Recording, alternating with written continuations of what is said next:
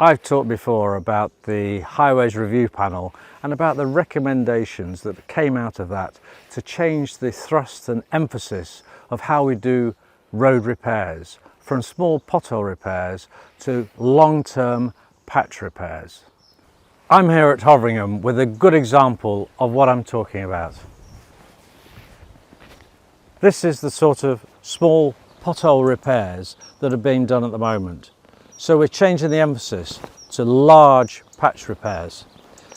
This is what it looked like before. So now let's see how the work is actually done.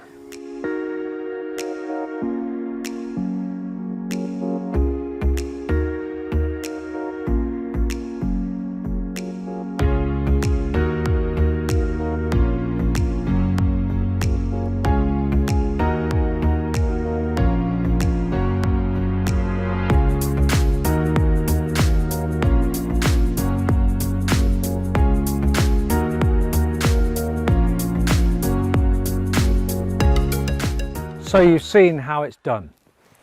This is what I'm talking about. As you can see, a long-term, large patch repair which will be here for a long time to come.